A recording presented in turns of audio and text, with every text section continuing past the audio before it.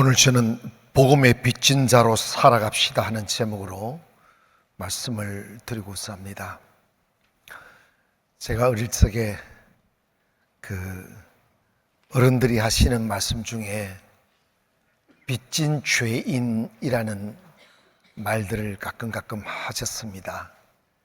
뇌리에 남아 있어요. 요즘은 은행이 이렇게 곳곳에 있다 보니까 은행을 거래하면 이렇게 대출 받고 해도 국가기관이니까 상관없는데, 예전엔 다 사채를 썼지 않습니까? 동네 사람, 조금 여유가 있는 사람에게 돈을 빌리면 약속되어진 이자를 매달 내지 못하거나 아니면 그 원금을 약속 기일 내에 못 갚으면 그 채권자의 그 집 앞을 지나갈 때 가슴이 두근두근 하는 거예요. 그러다가 마주치게 되면 굽실굽실하고 다음 달까지 곧 갚겠다고, 채권자가 아무 말 안 했는데도 벌써 마음이 막 쭈그러드는 거예요. 그러니까 이게 빚지고 사는 게 참 안 좋은 것 같습니다. 성경에는 사랑의 빚 외에는 아무것도 지지 말라고 말씀하셨어요.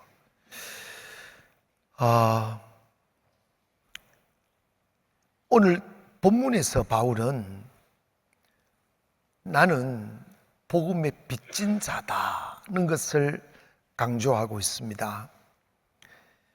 그 이유는 뭐냐면, 한때 자기는 복음과 반대되는 삶을 살았고 자신이 율법의 사슬에 묶여서 자신부터 시작하여 자기를 아는 모든 종교인들과 율법에 묶여 살도록 이렇게 살았었는데, 예수님을 만나고 보니까 그 복음이 나를 살렸고 그 복음이 주는 자유와 기쁨을 누려보니 정말 이 복음이 귀한 것이로구나 하는데, 그 복음의 기본적인 요소가 보면, 복음은 우리의 의지나 행위로 이룬 성취되어진 의를 자랑하는 게 아니라, 비록 내가 죄인이고 비록 내가 하나님과 원수된 자로서의 삶을 살았어도 나의 그 깊고 무거운 죄의 짐을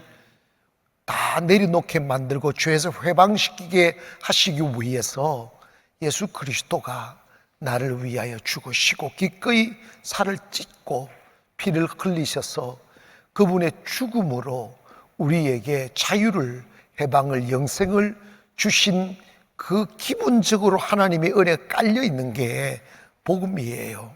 그래서 복음은 이게 공짜가 아니에요. 사실 우리가 그 은혜로 인하여 구원을 받았으니 하나님의 선물이라고 하시지만, 그 우리에게 구원을 주시기 위하여 예수 그리스도께서 짊어지셔야만 하는 그 희생의 길, 십자가의 길은 과히 다른 이로는 상상할 수 없는 고통이고 눈물이었습니다. 때문에 우리 예수를 믿게 되면 우리에게 복음의 빚이 생기는 거예요. 내가 오늘 이 자리에 앉고 하나님을 나의 아버지로 고백하고 구원받은 자로서의 영광의 삶을 살게 된 것은 우연히 됐거나 내 노력으로가 아니고, 먼저는 예수 그리스도의 십자가의 은혜가 있었고 그 이후에 숱한 이름 모를 선지자들과 주의 종들과 선교사님들이 흘려놓은 그 땀의 열매로 오늘 저와 여러분이 이곳에 있는 거예요. 그리고 특별히 우리 대한민국에 살아가는 우리들은 너무너무 깊이 복음의 빚을 진 민족입니다. 우리가 자랑처럼 말하는 조선왕조 500년의 역사를 보면 단 한 번도 부유하거나 자유롭거나 자랑스러운 삶을 살아본 역사가 없어요. 양반, 상놈 계급을 만들어서 양반은 그 알량한 자존심을 지키느라고 가난을 떨쳐내지 못했고, 상놈이라는 이 신분에 있는 분들은 노예의 삶을 살아가면서 정말 고통 속에 인생을 살았습니다. 관료들은 부패와 무능으로 인하여 온 나라가 가난에 찌들어져 있고, 우리 민족에게 기억되는 단어들 뭡니까? 불대죽, 보릿고개, 뭐 이런 이야기. 그리고 아직 제가 굉장히 젊게 보이는데 제가 어렸을 적에 형들이 날 만나기만 하면 나 진짜 쌀밥 한 그릇만 원 없이 먹으면 죽어도 여한이 없다, 이 소리를 했던 게 지금도 제가 기억에 나요. 제가 군대를 70년도 상반, 80년도 초반 이렇게 엮여서 갔다 왔는데, 딱 입대를 하려 하니까 선배들이 이런 이야기 하는 거예요. 너 예수 믿는다고 군대 가서 식사기도 너무 오래 하지 마라. 오래 하면 누군가 밥을 다 가져가 버린대. 배가 고프니까. 그래가지고 훈련병 때 뭐 이렇게 할 때 너무 배고프지. 그래가지고 식판에 밥을 딱 퍼놓고 이게 누가 퍼갈까봐 붙들고 기도했어요. 눈 뜨고. 그랬던 시절이 있다니까. 너무 추운 겨울이었어요. 다 얼어 터진 거지. 대부분 강물에다가 식판을 씻고 이런데 강물이 꽉 얼으니까 식판에서 밥을 먹는데 설거지를 못하는 거예요. 제가 그렇게 살았어요. 그러면 군인들이 밥을 뭐 여기 국도 넣고 밥도 넣고 뭐 반찬 몇 개 넣고 이렇게 먹고 막 두글두글 끓으면 이 국그릇은 누렇고 이걸 뭐 이렇게 그러는데 이걸 설거지 못하니까 누구 먹은지도 모르고 그 식판 위에 식빵을 계속 쌓아놓는 거예요. 이렇게. 그리고 먹었던 찌꺼기가 그대로 얼어요. 얼면 또 식사 때문에 그 누군지도 모르고 먹었던 그걸 또 나눠줘요. 그거 가지고 또 밥을 풉니다. 국을 납니다. 그러면 얼었던 게 녹아요. 이렇게. 어제 것도 있고 일주일 전 것도 있고. 그게 우리나라예요.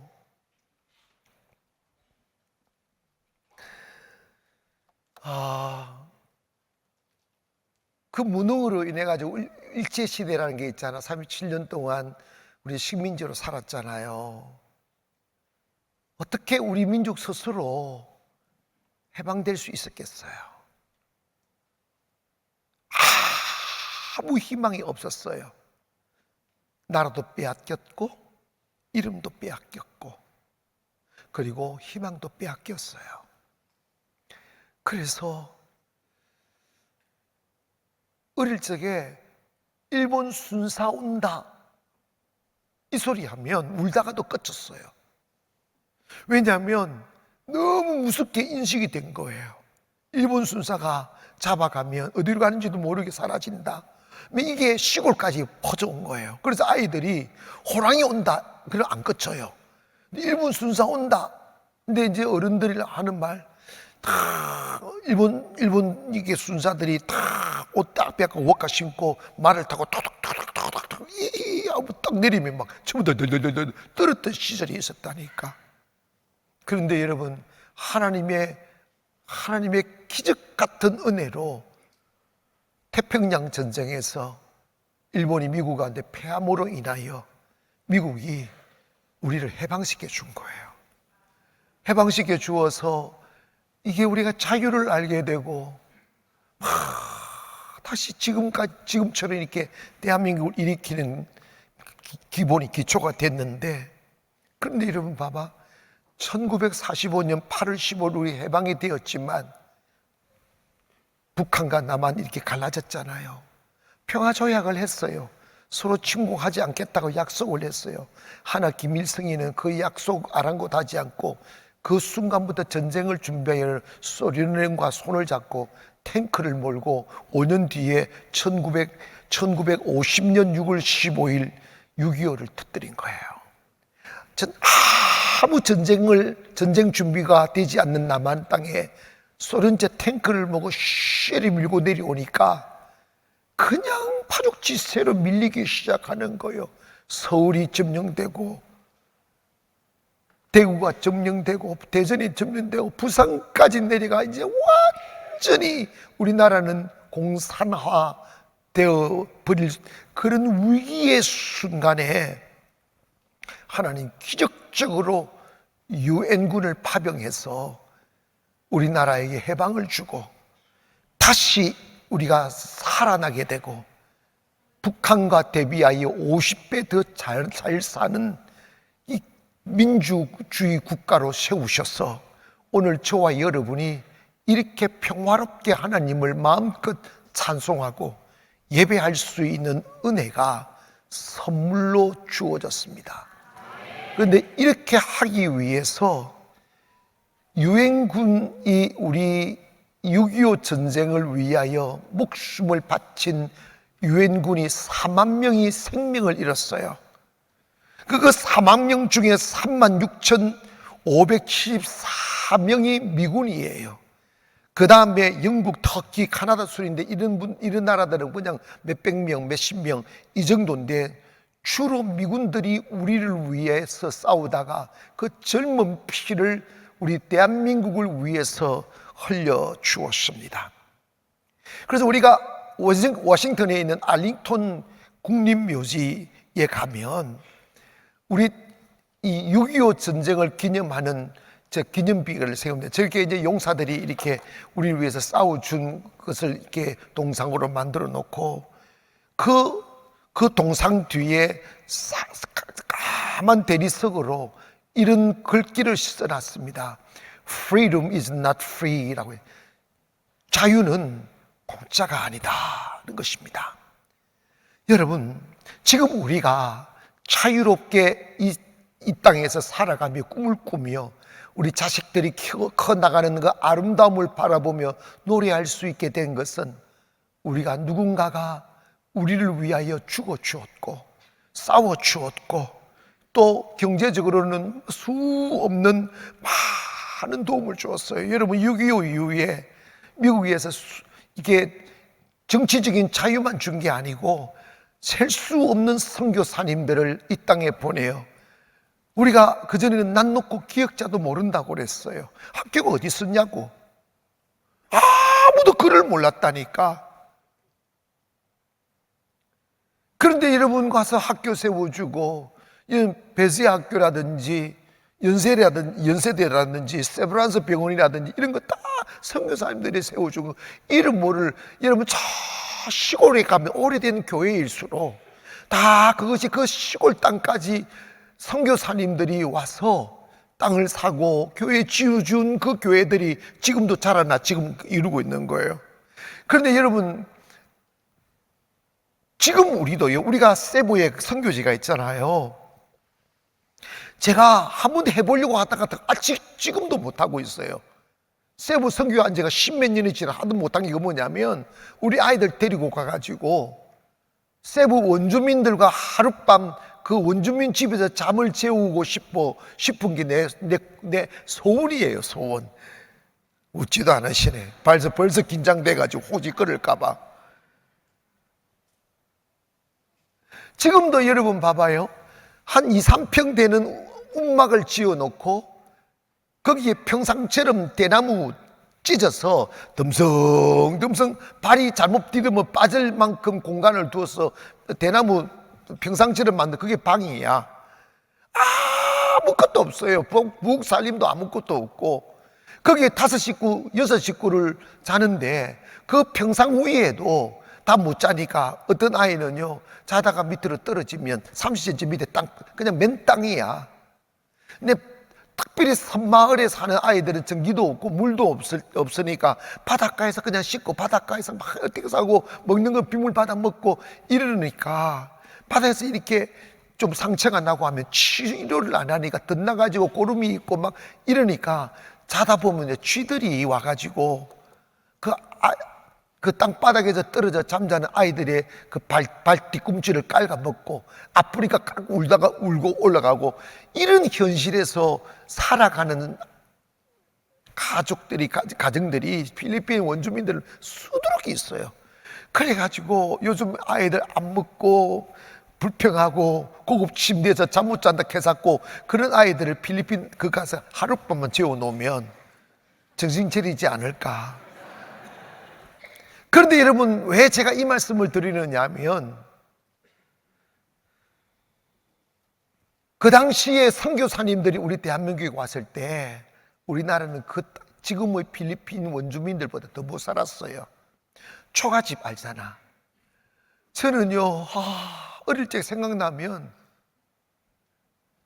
초가집은 왜 그렇게 문을 그렇게 낮게 만들어 놓는지 몰라요. 그래가지고 막 우리 집에는 칠남 이녀 막 완전히 그냥 그건 떼거리예요. 막 장난치다가 싸우다가 막 뛰어서 도망가다가 문지방에 팍 부딪히면요 띵 하는 거예요. 그래가지고 한참 더 누워있다가 일어나고, 그래도 참 하나님 은혜로 내가 이상이 생기지 않았어요. 설교를 한다니까.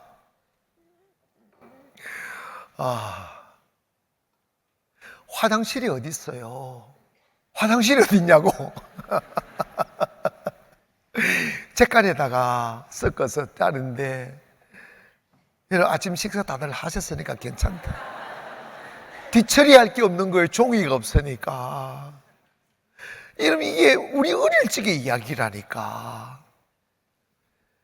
뒤처리할 게 없어가지고 새끼를 까가지고 여기서부터 이렇게 딱 묶어 놓으면 할아버지 지나가고 할머니 지나가시고 아버지 지나가시고 할머니 지나가시고, 그러면 아들들은요 지나간 그 위에 또 올라가는 거야. 우리 그렇게 살았다니까. 나중에서 이제 비록 세멘트 보대 그거 찢어가지고 사용하고 이랬던 시절에 양옥집 짓고 수세식 화장실이 있고 이렇게 잘 살던 선교사들이 이 조선 땅에 와서 그 불편한 삶을 다 견뎌내는 거야. 견뎌내고 가르쳐주고 개화시키고 술 끊게 만들고 담배 끊게 만들고 공부하게 만들고 땀 흘리게 만들어서 지금의 이 대한민국을 만들어 주었다 이 말입니다. 그렇기 때문에 우리나라는 정말 빚을 많이 진 민족이에요. 아멘. 이건요 사상의 이야기가 아니라니까. 이거는 역사고 현실이다 이 말이지. 그래서 우리는 바울의 사상에 의하여 보면 우리는 이 사랑의 빚을 갚고 살아야 된다. 여러분, 빚을 져놓고 빚을 안 갚으면 안 되지. 미국이 6.25 때 우리를 도와주는 과정에서 우리가 잘 알지 못하는 숨은 역사가 있어요. 그게 뭐냐면 6.25를 이렇게 김일성이가 탱크를 몰고 우리나라를 피범벅으로 만들어 갈 때 여기 와 있는 선교사님들과 그리고 목사님들이 미국에 인맥 있는 인맥을 다 동원해서 우리 이금 위기다, 우리 도와달라 하는 과정에서 우리나라에 오셨던 빌리 그레엄 목사님이 그 소식을 듣고 당시 미국의 대통령인 트루만 대통령의 부인을 이 빌리 그레엄 목사님이 잘 아니까 그것도 너무 급하니까 새벽 4시에 전화를 한 거야. 그 전화를 계속해서 부인한테 이야기해가지고 지금 예수 믿는 나라 남한이 지금 공격을 받아 잿더미로 바뀌고 있다. 이 예수 믿는 나라는 도와줘야 된다 해가지고 트루만 대통령 영부인이 주무시는 트루만 대통령을 깨워가지고 이 사실을 이야기하고 급히 유엔을 소집해서 우리나라에다가 유엔을 급파하여 다시 우리나라를 회복하게 만들어 준 역사가 있습니다. 바울은 이런 이야기를 해요. 헬라인이나 야만인이나 지혜 있는 자나 어리석은 자에게 다 내가 빚진 자라. 그랬어요. 이 빚진 자라는 의미는 뭐냐면 나는 빚을 갚아야 된다는 거예요. 그런데 여러분, 실제적으로는 바울이 이런 사람들에게 빚진 게 없어요. 이 말은 예수 그리스도를 알게 되고 믿음이 딱 들어오니까 그 가슴 속에 글로벌라이제이션이 생기는 거예요. 온 세계를 가슴에 안는 영이 들어오는 거예요. 제가 1990년도 초반에 미국을 이렇게 다녀보니까 조그마한 시골 교회 40-50명 모이는 교회 안에 들어가 보니까 그 조그마한 교회 강제선 조그마잖아. 그래도 어느 교회를 가도 그 당시만 해도 항상 세계 지도를 강단 위에 올려놓고 시골에 있는 할머니도 할아버지도 열방 선교를 위하여 기도했던 나라가 미국입니다. 그 결과 미국이 세계 초인류 대제국이 됐는데 여러분, 그렇게 잘 살게 되니까 지금은 사명에서 멀어졌습니다만은 왜 그러느냐? 하나님을 알게 되고 성령이 우리 안에 들어오시면 하나님의 마음이 들어오는 거예요. 그래서 하나님의 마음은 한 민족에게만 가는 것이 아니라 헬라인에도 가 있고 야만에게도 가 있고 지혜 있는 자는 어리석은 자나 모든 자에게 하나님의 마음은 가 있다 이 말입니다. 선교하는 가정, 선교하는 민족, 선교하는 교회가 복을 받습니다. 한 번은 제가 우리 교회를 개척해 놓고 상가에서 월세 내면서 이렇게 세부에 고아원을 세운다고 왔다 갔다 했어요.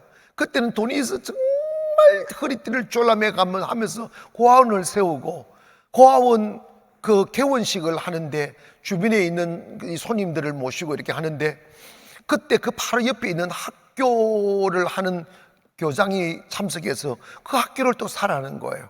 그래서 샀어요. 사가지고 험한 건물을 다 끌고 계속 건물을 지어가고 체육관 2,000명 들어가는 체육관을 지었어요.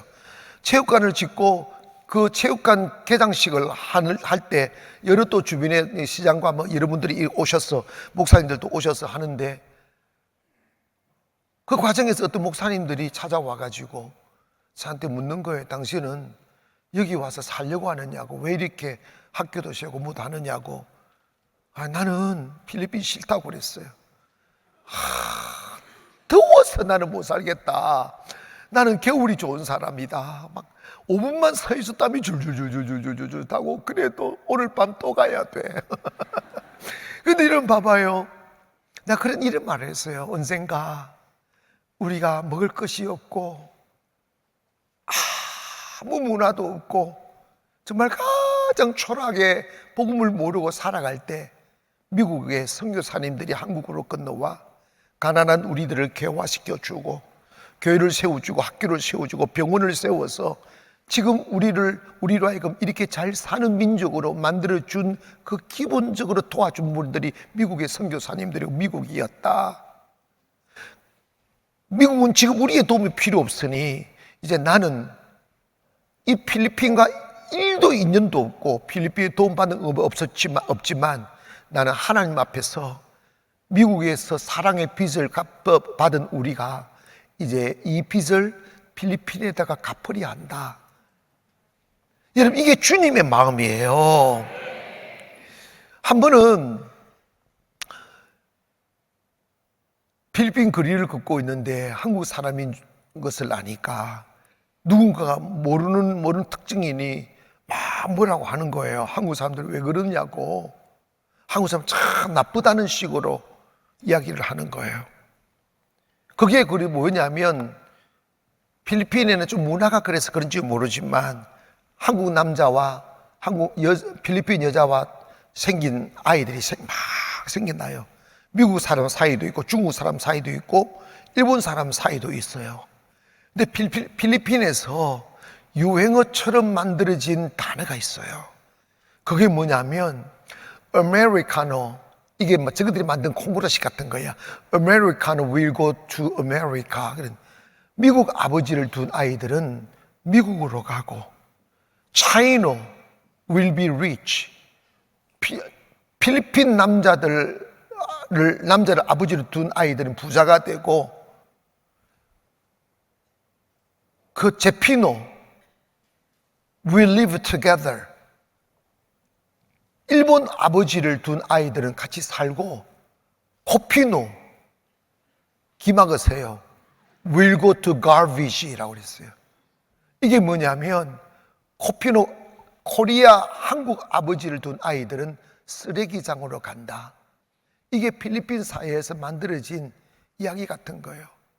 그게 어떤 의미냐면 우리나라의 독특한 문화가 있잖아. 외도하면 쫓겨나가는 거. 필리핀 가서 외도로 해가지고 아이를 낳으면 처음에는 책임진다고 해놓고 딱 생기면 다 도망가 버리는 거예요. 99.9%가 도망가 버려요. 그러니까 그 아이들이 아버지 없이 필리핀 사회에 사니까 쓰레기점에서 그렇게 사는 거예요. 그래서 다는 아니지만, 그래서 우리가 제가 그걸 보면서 하나님 기도하다가 고아원을 세워야 되겠다 해가지고 건물을 짓고 그 아이들을 이렇게 해주는 공간을 딱 보여주니까 한국 사람도 이런 사람이 있냐고. 그래서 여러분 그런 소리 들었어. 우리 정말 지금 여러분이 좋은 음식 먹고 좋은 옷 입고 좋은 환경 속에서, 그리고 이렇게 잘 갖추어진 교회에서 아름다운 성가대와 이렇게 악단들과 그리고 뭐 적당하게 생긴 목사의 설교를 듣는 거, 여러분 이거 은혜다. 아멘. 이거 은혜다니까. 그러면 이 사랑을 갚아야지. 프레드릭 레흐만이라는 목사님이 계시는데, 조그마한 시골 교회에서 목회를 하다 보니까 생활의 문제가 해결되지 않으니까 이분이 치즈 공장에 들어가서 시간을 내서 이렇게 평소에 이렇게 일을 하고 또 시간 내서 목회하고 이러는데, 이제 일하러 갈 때 그 사모되는 분이 도시락을 싸주면서 도시락에다가 바다가 먹물이고 하늘이 두루마리인들 어찌 하나님의 사랑을 적을 수 있으랴 하는 문구를 이렇게 써가지고 도시락 위에 딱 올려놨어요. 레흐만 목사님이 이제 식사를 하려고 도시락 뚜껑을 뚝 여니까 그 글귀가 딱 보이는 거예요. 그때 성령께서 그 마음을 확 감동해서 만든 찬양이 있어요. 그게 뭐냐면, 하늘을 두루서 한 마리 삼고 바다를 먹물 삼아도 한없는 하나님의 사랑 다 기록할 수 없겠네. 조금만 생각해봐요. 오늘 여러분, 저와 여러분 이 자리에 있는 다 하나님의 은혜라고. 하늘을 두루마리 삼고 바다를 먹물 삼아도 한없는 하나님의 사랑 달 위로 갈 수 없겠네. 하나님의 크신 사랑 그 어찌가 쓸까. 저 하늘로 비싸도 채우지 못하. 하나님 크신 사랑을 청량다 못하니 영원히 변치 않는 사랑 성도여 찬양하. 우리 1절 그 크신 하나님, 그 크신 하나님의 사랑 말로 나요 못하네. 높은 별을 모이나보다 증강 위에 죄범하여 본구하려 그 아들 보내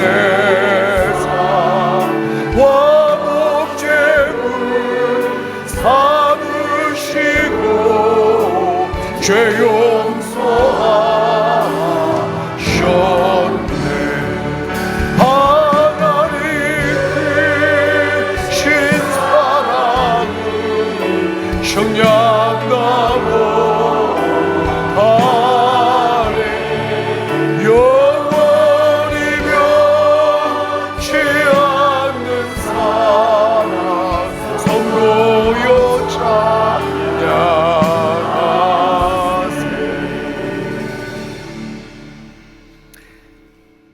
사랑의 빚을 갚으려는 사람들은 이웃과 열방을 섬김으로 그 사랑의 빚을 갚는 것입니다. 미국에 톰슨이라는 선교사가 있었습니다.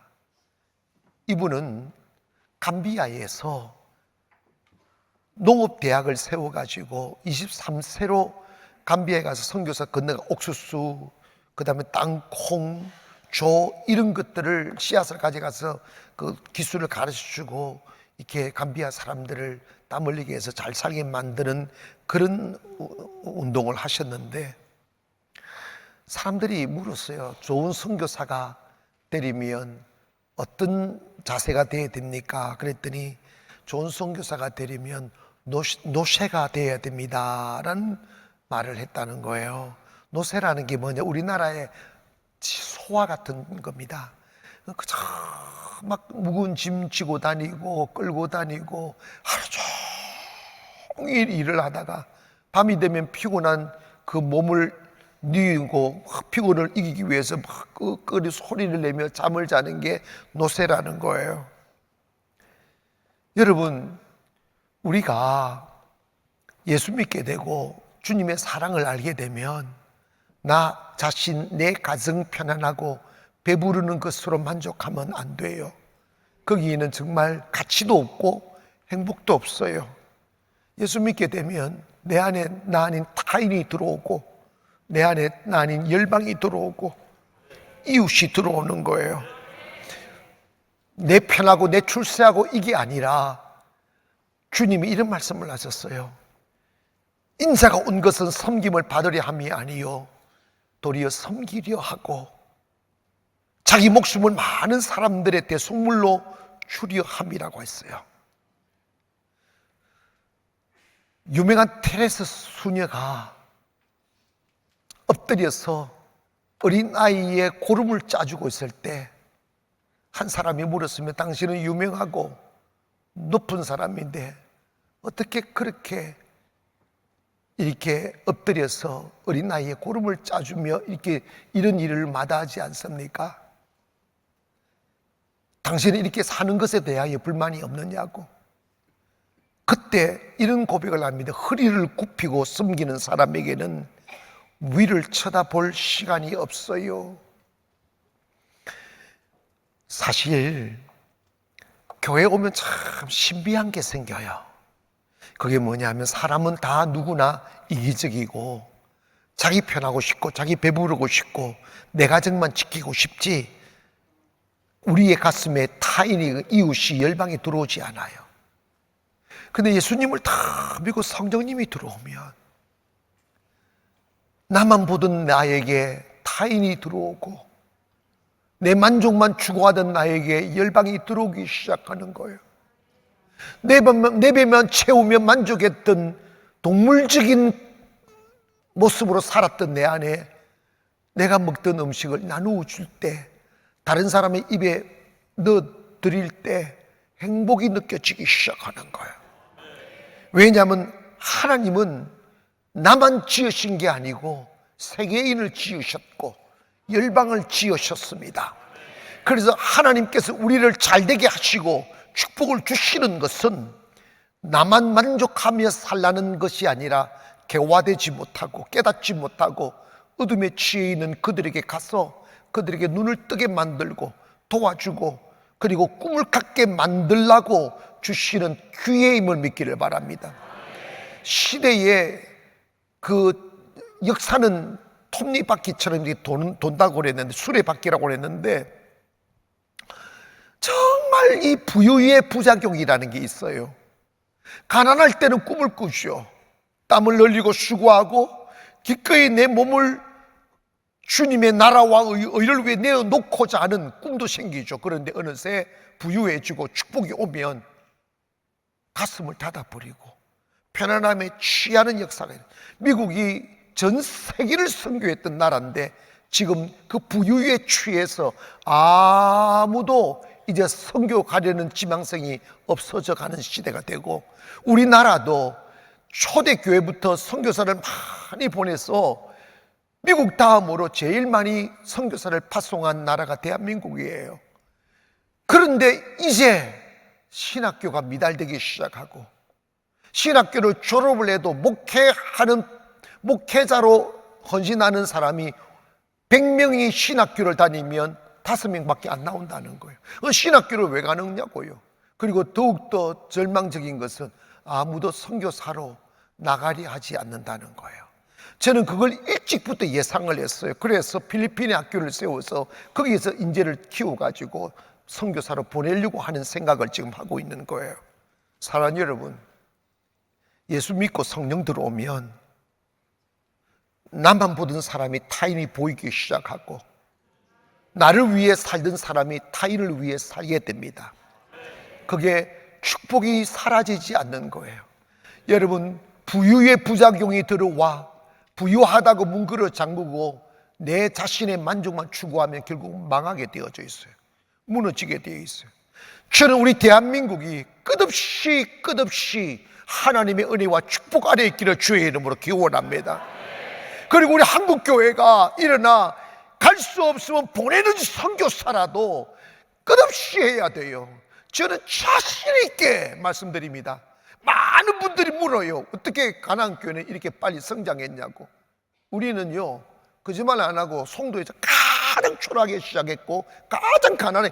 저 혼자 월세로 시작했어요. 근데 왜 이렇게 됐느냐? 월세로 시작하면서 월세 내기도 힘들면서 선교에 올인했어요. 정말 여러분이 깜짝 놀랄 만큼 세부 한번 가보시라. 제가 오늘 밤빙이로 간다니까.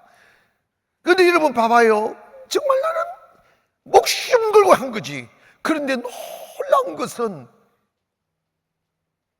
그 선교하기 위해서 왔다가 시간 바치고 물질 있는 것도 다 보내서 고아원 짓고 학교 짓고 교회 짓고 막 했는데, 놀랍게도 우리 교회는 계속 부흥되는 거예요.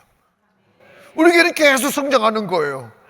여러분 왜 그럴까요? 선교하라고 하는 거예요. 거기에 아멘 합시다. 사랑하는 성도 여러분, 여러분의 가정의 문을 여세요. 특별히 여러분의 가슴을 여시기를 바랍니다. 나 아닌 타인을 생각하는 거예요. 나 아닌 민족을 생각하고 나 아닌 열방을 생각하는 거예요. 그게 복음의 빚을 갚는 것이죠.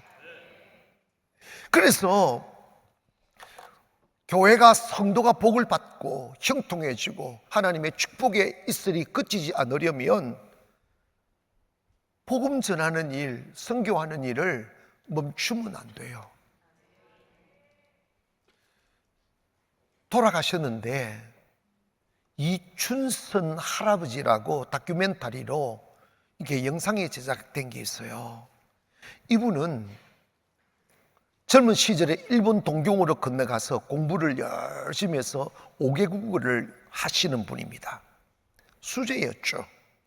그래서 일제치하에서는 조국을 해방시키는데 앞장서기 위해 김구 선생과 함께 강복군으로 열심히 활동을 하다가 그 이후에 목사가 되어서 해방되고 목사가 돼가지고 교회를 짓고 고아원을 짓고 하며 불쌍한 사람들을 많이 도우며 살았습니다. 그리고 이분이 연세가 드신 후에는 서울에서 청량리에서 맨발로, 신도 안 신고 맨발로 다니면서 모자에다가 복음을 적고 가슴에다가 이렇게 가슴 쪽지에다가 복음이 적혀 있는 것을 딱 메고 아침만 되면 나와서 맨발로 지하철 타서 계속 돌아다니는 많은 사람들이, 그분을 모르는 많은 사람들이 미친 영감이라고 막 조롱하기도 했어요. 이분을 취재했던 KBS 김우연 감독이 이렇게 물었습니다.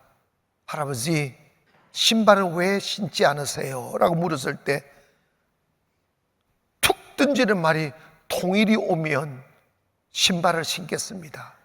근데 이분은 민족 통일을 그렇게 또 꿈꿨던 거죠. 그러면서 안 힘드세요? 안 힘드세요? 그러면 예수는 나의 힘이요 뭐 이러면서 계속 전도하기 시작하는 거예요. 그리고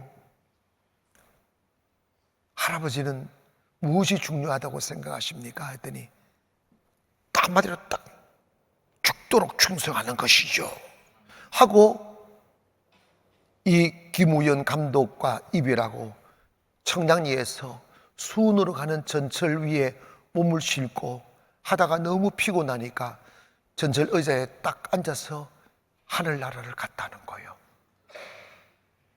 여러분은 꿈이 있죠? 집에서 누워서 하늘나라 가는 거죠? 이분은 다 전도하는 문구를 가슴에 담고 전철에 앉아서 하늘나라 간 거예요. 그래서 자녀들이 이분을 대전 국립현충원의 애국지산 묘지에 안장하면서 이렇게 비문에 새겼답니다. 일제치하 암흑기에는 나라의 광복을 위해, 광복 후에는 예수 그리스도의 참 사랑과 평화를 꽃피우기 위해 애쓰신 맨발의 전도자 아버지의 그 뜻과 믿음을 저희 자손들이 이어받겠습니다 라고 비문에 새겼다는 거예요. 사랑하는 여러분, 사람들이 그 할아버지랑 미쳤다고 말했을 때 그분은 이런 이야기를 했습니다. 내가 미친 게 아니라 너희들이, 사람들이 미친 거다. 주님이 그렇게 말씀하셨는데 예수를 안다면서 어떻게 그렇게 살 수 있나? 만약 우리가 복음을 전하지 아니하면 우린 영적 살인자다. 예수를 믿어 구원을 얻는데 예수를 전하지 않으면 어떻게 예수를 믿을 수 있는가? 그러면서 그분은 끝없이 복음 전도를 위하여 죽는 그 순간까지 맨발로 다녔던 최춘선 이 할아버지가 기억납니다. 사랑하는 성도 여러분, 예수님이 십자가 못 박히시고 부활하셔서 하늘나라 올리우시기 전에 우리에게 남겨놓은 명령 같은 말씀이 있어요. 그게 뭐냐면 마가복음 16장 15절에 너희는 온 천하에 다니며 만민에게 복음을 전파하라. 저는 지금 제가 이렇게 까치발 들고 노력을 하고 있습니다만은 하지증명이 온 줄을 몰랐어요. 저는 이게 핏줄이 튀어나왔으면 알죠. 핏줄이 안 튀나는 거는 그게 더 힘들. 세상에 비행기를 여러분 이렇게 막 설교 마치고 밤병에 타고 막 새벽 1시 내려가지고 새벽 5시 일어나서 막 일정하고 또 그렇게 올리면 막 때로는 막 이 다리가 너무 통증이 심해서 막 잘라버리고 싶을 만큼 고막 밤새 세부에서 오면 막 이렇게 4시간 5시간 막 이렇게 오면 정말 다시는 못 가겠다 이러는데 계속 가게 됐는데 이 생각을 한 거예요. 아니 100년 전에 비행기도 없는 시절 어떻게 미국에서 조선 땅까지 왔을까? 배를 타고 걷고 6개월, 7개월, 8개월, 1년을 거쳐서 조선 땅에 오신 분들도 있는데 나 비행기 타고 다니면서 힘들다고 안 가나? 제가 사실은 요즘도 미국이나 아프리카나 이 콜링이 많이 오는데 솔직히 비행기 타는 게 두려워가지고 머뭇거리고 저번에 제가요 7월 달에 또 미국 갈 일정이 꼭 있는데 또 어제 전화해서 어떻게 하면 좀 옮겨보려고.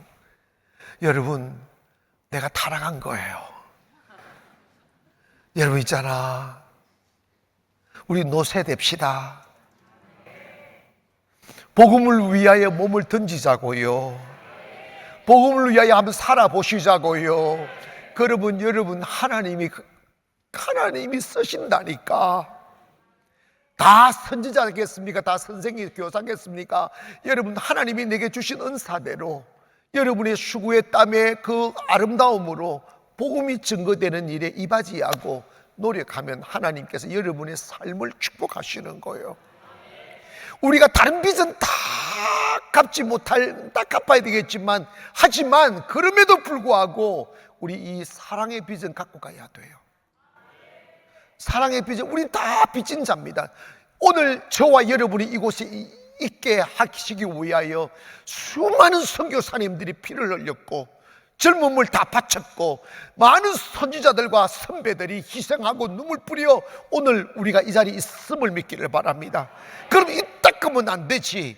주님의 복음의 빚을 갚기를 원합니다. 주여, 나에게도 복음의 빚을, 사랑의 빚을 갚을 수 있는 기회를 허락하여 주시옵소서. 이거는 돈이 있고 없고의 문제가 아니에요. 은혜와 열정이면 저는 너무 목회가 너무 힘드니까, 돈에 찌달리니까 나는 우리 아들, 딸 둘이만 낳아놓고 공부시킬 자신이 없었어요. 그런데 여러분, 여전히 환경은 같은데, 여전히 개척하고 있었는데 막 기도하고 은혜가 오니까 마음에 생각에 여백이 생겨서 돈도 없이 고아원 땅사로 넘어갔어요. 그래 결국은 다 생각 하나 바꾸니까, 거기에 아멘, 마음 하나 바꾸니까 고아원도 세워지고 교회도 세워지고 학교도 세워지더라고. 제가 한 해 동안 잘한 게 있다면 도쿄 가난을 세운 거예요. 도쿄 가난은 정말 하나님이 원하셔서 이렇게 하셨는데, 안 했으면 없었는데 1년 동안 제가 다음 주는 세부 가고, 오늘은 세부 가고 다음 주는 도쿄 가고, 이게 다시는, 그런데 왔다 갔다 좀 했더니 세상에 도쿄 가난이 잘 일어났어요. 거기에 아멘. 진짜 여러분, 그리고 막 우리 도쿄 가난이요, 예배 마치고 여러분은 밥 먹고 집에 가는데 도쿄 가는 성도님들은 거기서 도시락 해 먹고 그 앞에 도쿄 한 중심거리에서 전도한다. 아멘. 복음의 빚 갚읍시다. 여러분, 이렇게 기도, 하나님, 나 대한민국만 살지 말게 도와주세요. 하나님, 다른 나라도 좀 살도록 해주세요. 왜 그런 기도를 안 해? 그런 불상사가 일어날까 두려워가지고. 저는 꿈이 있어요. 우리 청년들, 우리 젊은 분들, 내가 죽기 전에 전 세계로 다 실어 날라버리려고 그래요. 다 실어 알아서 살아라고. 사라집니다. 복음의 빚 갖고 사는 저와 여러분 되기를 주의 이름으로 축원합니다. 기도하겠습니다.